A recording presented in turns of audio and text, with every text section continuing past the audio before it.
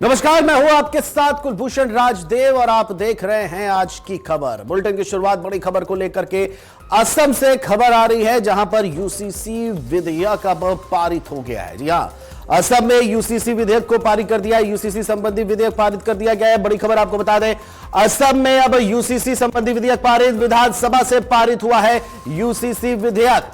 तो आपको बता दें कि अनाधिकृत लिव इन रिलेशनशिप दंडनीय होगा। यह साफ तौर पे कहना है, रिलेशनशिप के लिए अदालत से लेनी होगी आपको अनुमति। असम में यूसीसी संबंधी विधेयक जो है वो पारित कर दिया गया है। कई क्लॉज लाए गए हैं। विधानसभा से पारित हुआ है ये यूसीसी विधेयक। असम में हिमंत बिस्वा शर्मा की सरकार दोबारा बनने के बाद अब अनाधिकृत लिव इन रिलेशनशिप में रहना जो है वो दंडनीय होगा। लिव इन रिलेशनशिप में अगर रहना है तो अदालत से अनुमति आपको अब लेनी पड़ेगी। बिना अदालती अनुमति के वो पूरी तरह से अनाधिकृत लिव इन रिलेशनशिप जो है वो अब दंडनीय होगा। एक बड़ा फैसला जो है यूसीसी संबंधी विधेयक को लेकर के सामने आया है। आपको बता रहे हैं, जहां पर रिलेशनशिप के लिए अदालत से अब अनुमति लेनी होगी।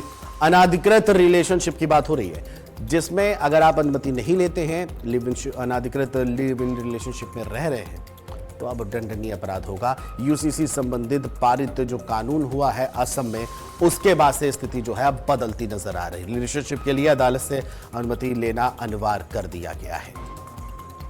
तो असम में यूसीसी विधेयक हुआ है पारित और इस विधानसभा से ये यूसीसी विधेयक पारित हुआ है।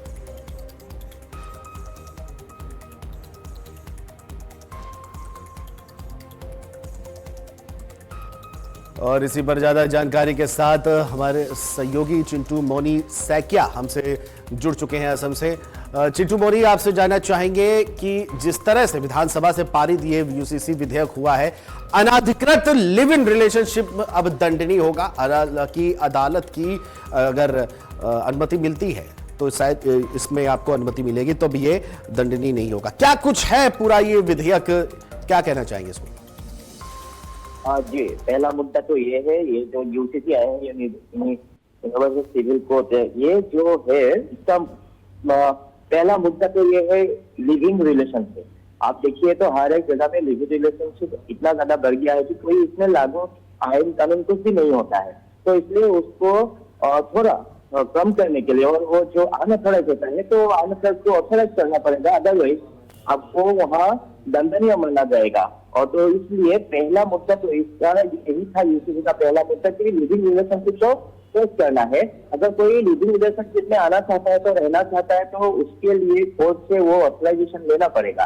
तो वहां से परमिशन लेके ही वो रह सकता है, अदरवाइज उन लोगों को अनऑथराइज माना जाएगा। उसके बाद उन लोगों को जेल में भेज सकता है। तो इसके लिए ये सब कार्रवाई ऐसे तरह से किया गया है। और ये जो विधेयक आया है तो इसके लिए बहुत पहले से यूसीसी तो बहुत पहले से ही था, लेकिन देश में आसाम थर्ड स्टेट है जहां पहली बार ऐसे यूसीसी को लागू किया गया है। और नॉर्थ ईस्ट का पहला स्टेट हो गया है आसाम जो यूसीसी को लागू किया गया है। तो इसमें और बहुत सारी बात है, नॉट ओनली लिविंग रिलेशनशिप, यहाँ बहुत सारा बात है। और यहाँ जो बात है मैं एक एक करके आपको बताता हूँ।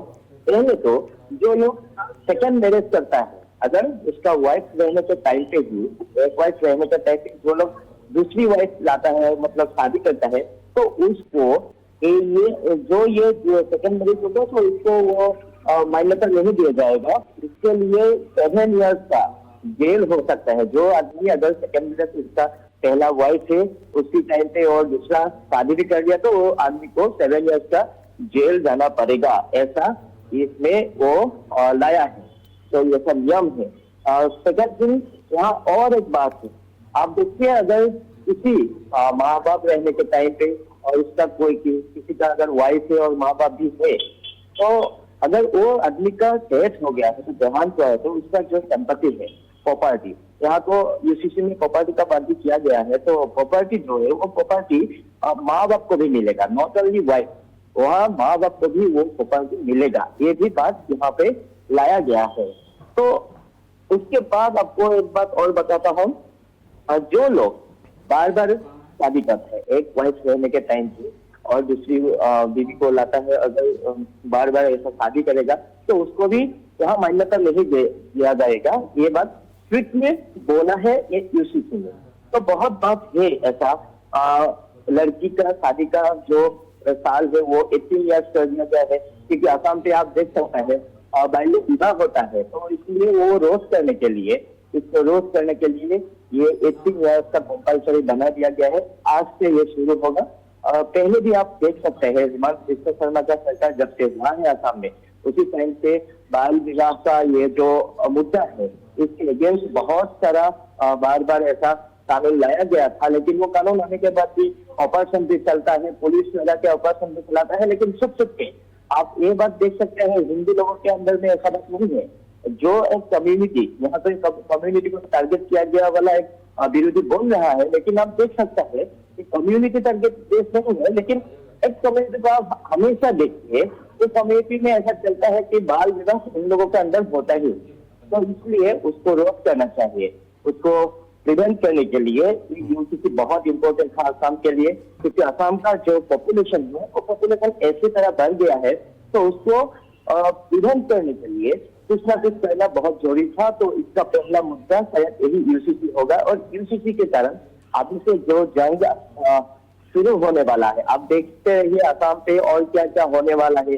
हेमंत बिश्व शर्मा जी ने जो शुरुआत किया था उसका एम जो है हिंदुत्व को रक्षा करना, तो हिंदुत्व को रक्षा करने के लिए ये सब लाना बहुत जरूरी था। तो इसलिए पहला उसका ये सेकेंड टर्म चीफ मिनिस्टर हुआ है, तो सेकेंड टर्म चीफ मिनिस्टर का पहला आज बड़ा एक ये लाया गया है, यूसीसी को लाया गया है ये, तो इसके कारण आप देख सकते हैं बाद में बिल्कुल चिंटू मोनी जी, कहीं ना कहीं जिस तरह से हमारे जो असम के मुख्यमंत्री ने ये जो लेकर आए हैं यूसीसी संबंधित विधेयक, कहीं ना कहीं सामाजिक दृष्टिकोण से देखे, अगर असम की सामाजिकता के हिसाब से देखें तो एक बड़ा कदम है, सुधार के तौर पे भी देखा जा रहा है। अब सवाल यह है कि जमीनी स्तर पर इसका कितना प्रभाव होता है, यह आने वाला वक्त बताएगा। फिलहाल बहुत बहुत शुक्रिया चिंटू मोनी सैकिया जी, वरिष्ठ पत्रकार हमारे साथ जुड़े थे, उन्होंने तमाम चीजें जो है इस विधेयक को लेकर के बताई, जो असम के परिप्रेक्ष्य में असम की जो सामाजिक परिस्थिति है उसके हिसाब से